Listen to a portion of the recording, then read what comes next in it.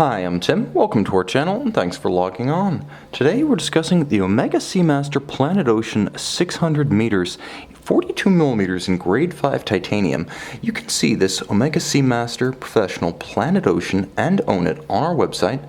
Subscribe to our YouTube channel if you enjoy these videos, and please click on the card in the upper right hand corner of the screen at any time during this video to see our full sales listing for this watch, with additional accessories included in the sale, high resolution images for your desktop, and naturally complete pricing details for this Omega Seamaster Professional Planet Ocean.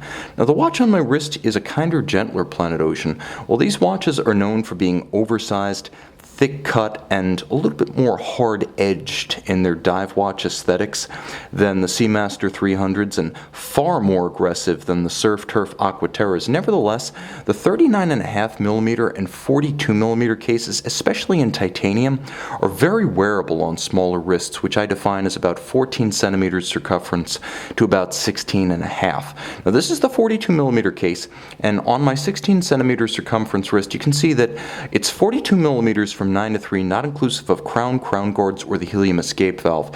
The defining trait of all of these Planet Oceans is always their thickness, and this one's no exception. 16 millimeters thick, but with a little bit of slope to the conical bezel. It should fit underneath a sport jacket or a suit jacket cuff, just not the dress sleeve beneath. It is relatively tidy. From lug to lug, the watch is a very manageable 48.5 millimeters, so if you were to throw this watch on a strap, and it has a 20 millimeter lug spacing for those who want to shop ahead, it would be an easy watch to wear on a small wrist regardless, but if you wear it on a strap, it would wear quite well on a wrist, in my estimation, as small as 14 centimeters in circumference, 14 to 14.5. Now the watch's solid end links do extend the timepiece across the wrist to 53.2 millimeters, so if you want to wear it on the smallest of all possible wrists, just put the bracelet in the box, put it on a strap. Otherwise, I think you'll be fine wearing this watch on the bracelet, as long as you are okay with the thickness, which again is the defining dimension of this watch. Now in grade 5 titanium, it's both robustly scratch resistant and quite light. It sits lightly on the wrist, and the case back, which has a little bit of a bowl shape inverted, you'll note it does have a principally flat profile, so it doesn't create pressure points or hot spots, and the bracelet itself is superb. It's a 3-link design, similar in some respects to Rolex's Oyster, but the links themselves are a little bit shorter end to end. You'll also note polish on the flank, satin on the top for minimal glare. On the underside, you can see the broad channels between the links to aerate the wrist. You'll also note the scalloped channels between the links to avoid pinching skin or pulling hair. Screws used for sizing the links, and a clasp that's nicely milled out, evocative of the early Bond Seamasters, the Seamaster 300 meter chronometers from the 90s, in that it's nicely milled out, uses the big single fold deployant, and rather than a push button slider, has a pop out deployant extension for use over a dive suit, wet, dry, or even a thick winter sweater or coat. You'll also note, however, materials science proceeds unimpeded. Unlike the old Bonds, this one uses ceramic retaining pins that will never wear down against the metal, and therefore it will retain its tight tolerances as manufactured over the long term.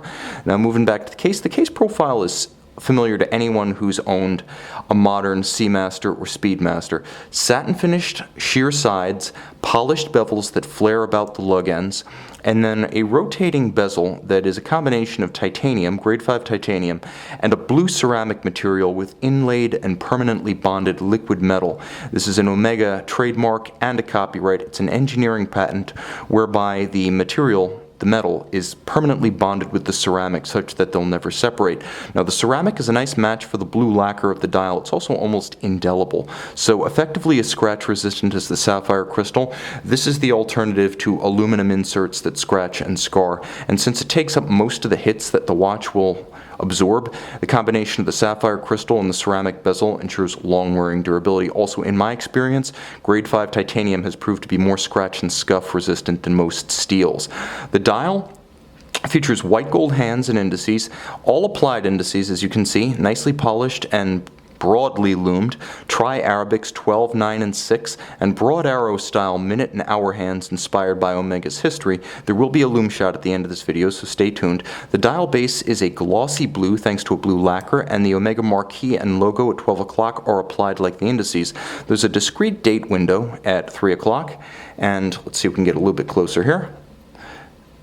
As you'll note, when you pull the crown out to its first detent, there is a time zone function that allows you to change the time hour by hour and even drive the date in both directions as you cross the international date line, east or west. And this is useful for travelers. It also won't upset the chronometric precision of this coaxial chronometer, because you'll note the seconds and the minutes hand continue to keep good time and advance even as you're setting the hours independently. Now, of course, I wish I had the nails I used to have, but if you pull the crown to extremity, you do hack or stop the balance. And I'm happy to say it's actually fairly easy to grasp that crown because it's broad with immense knurling. So now you can synchronize precisely to a known accurate reference time, because I know you're wondering. The watch has an easy and positive ratcheting action. The knurling on the bezel is far easier to use if your hands are wet, sweaty, or gloved than the rather scalloped and shallow profiled Seamaster 300 bezels. This one's the true professional diver, but it's also simply easier to use. There may be times when you're not submerged or taking the plunge and your hands are just sweaty and you want to use the bezel to line up with the minute hand so you can time something 0 to 60 minutes. Well, this is an excellent timer that I actually happen to prefer over a regular chronograph, because I find that most of the time a dive bezel will do the job. I'd prefer to time something that I can read with a large, easily legible hand. And I also find that when I do use a chronograph, I generally time intervals shorter than an hour. So the dive bezel might be the best chronograph ever invented for those who don't have to time intervals of over an hour, and you'll have lower maintenance expense down the road. Now, turning the watch over, you can see that despite being 600 meters water resistant with a helium escape valve on the 9 o'clock side for saturation divers, the watch does have a display case back, so you can admire the coaxial chronometer, Omega exclusive, caliber 8500. Twin mainspring barrels in series for very even timekeeping from the beginning to the end of its 60-hour power reserve. Torque is very even from twin mainspring barrels. Of course, dual anchored balance bridge with a free-sprung index for shock resistance, and a SI14 silicon hairspring for anti-magnetism. Now, it is a chronometer, meaning it's exceptionally accurate, but it's also a coaxial escapement. The two are not one and the same. The coaxial escapement actually uses a series of escape wheels on the same spindle or axis, on the same axle, in fact, hence coaxial. The advantage of this system, devised by the late master watchmaker George Daniels, is greater short-term timing precision, greater long-term timing stability, and ultimately reduced maintenance requirements. Automatic winding, it is a bidirectional rotor, so very quiet and smooth. It doesn't have the wobble of a unidirectional winder. And of course, it does have that quirky coaxial-specific beat rate of 25,200 vibrations per hour. There's a lot of value in this movement, and that comes down to the combination of handsome aesthetics, though mostly machine finished, spiraled arabesque Côte de Genève and blackened screws, as well as mechanical refinement. Although built by ETA, this movement is used by no other Swatch Group brand, so you have exclusivity assured. You can see and you can purchase this handsome, lightweight, and highly wearable, hypoallergenic Grade 5 titanium Omega Seamaster Professional Planet Ocean, 42 millimeters, and available on our website.